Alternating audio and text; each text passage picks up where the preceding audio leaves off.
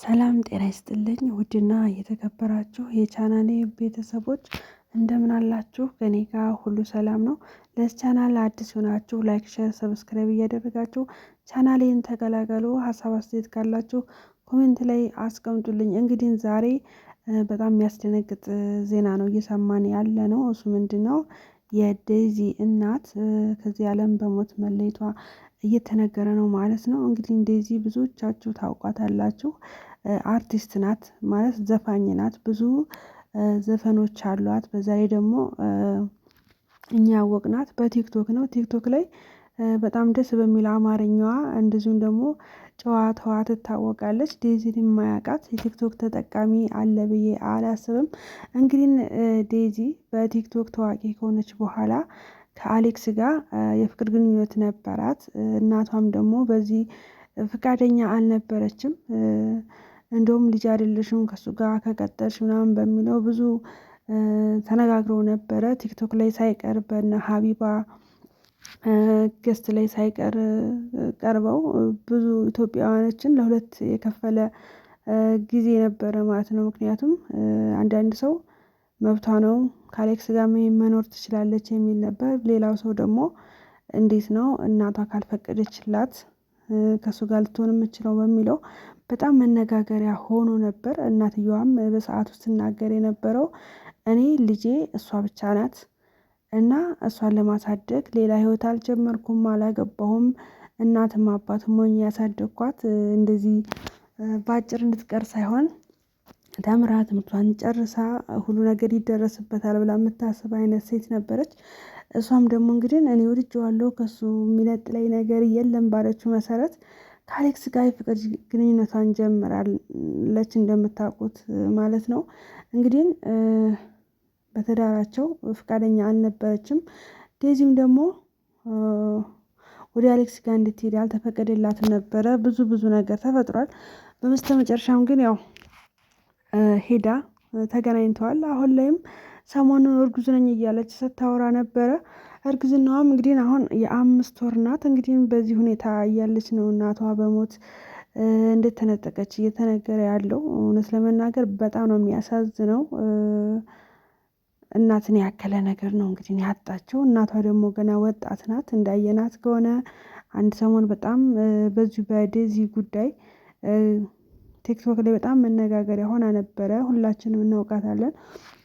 እና ምንድነው አሁን ላይ እንግዲህ ያው እንደሞተች እየተነገረ ነው ያለው። በጣም ነው የሚያሳዝነው። የምር እኔ ማመን አልቻልኩም።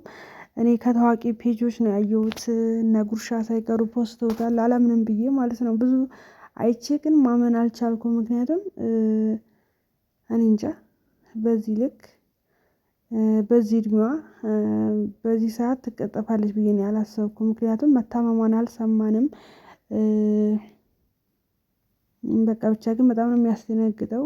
ዴዚ ደግሞ አሁን ያለችበት ሁኔታ በራሱ ሀዘኗን እንዳትወጣ ራሱ ያደርጋታል። አንደኛ የመጀመሪያዋ ነው፣ ነፍሰ ጡር ናት።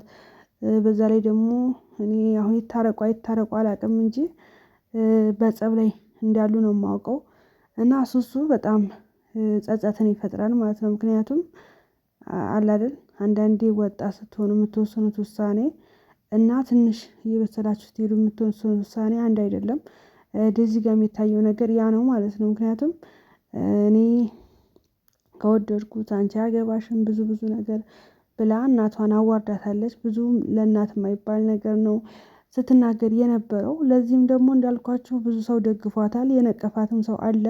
ከእናቷ ወገን የቆመም አለ፣ በራሷ ወገንም የቆመ ነበረ። ነገር ግን ያው አሁን ላይ እንግዲህ ያው ቆይቶም ቢሆን ይገባታል ብዬ አስባለሁ። ይጸጽታታል። ምክንያቱም ያው ብቻ ከባድ ነው እውነት።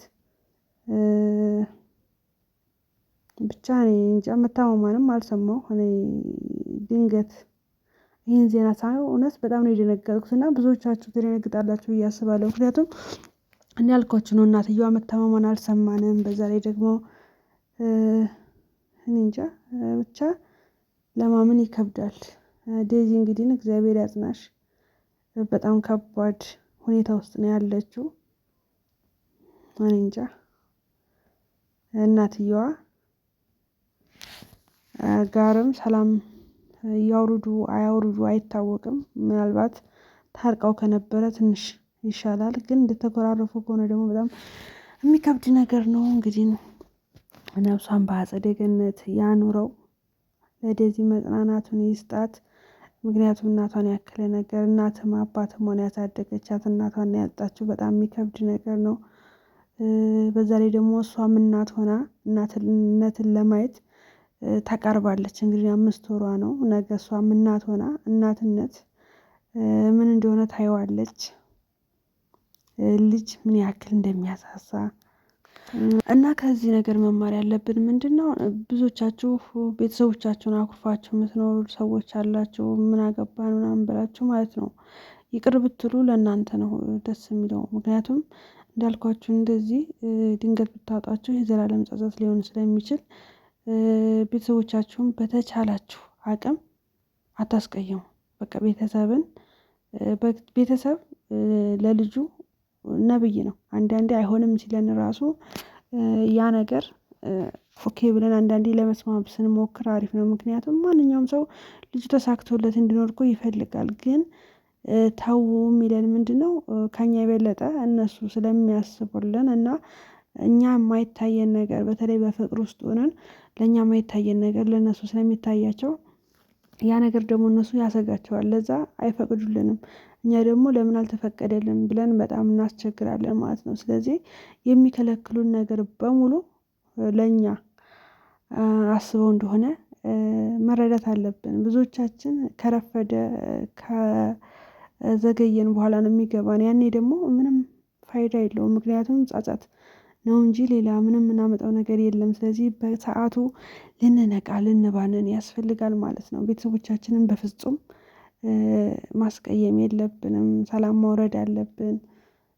የቤተሰቦቻችን ፍቃድ ልናገኝ ይገባል ብዬ አስባለሁ። እንግዲህ እንደዚህ መጽናናቱን ይስጣት። እውነት ከባድ ነው። በዚህ ባለችበት ሰዓት ላይ የእናትን ያከለ ነገር በሞት ማጣት፣ በዛ ላይ አሁን ያለችበት ሁኔታ ብቻ ግን ከባድ ነው በጣም። ግን ያው ላያስችል አይሰጥም። ምንም ማድረግ አይቻልም። ፈጣሪ ያጽናት ነው የምንለው። በጣም ነው የምታሳዝነው። እናትየዋ እንደምታያት በጣም ወጣት ናት። ገና ልጅ ናት። ገና ብዙ ህይወት የሚጠብቃት ናት። ያው የልጅነት ልጅዋ ስለሆነች እሷ ራሱ ገና በጣም ልጅ ናት። ነገር ግን እንግዲህ ያው ድንገት ከዚህ ዓለም በሞት ተለይታለች ማለት ነው። እውነት እኔ በጣም ነው የደነገጥኩት። በጣም ነው አልጠበኩም። ይሆናላ የሆነ ስማም እኔ እንጃ።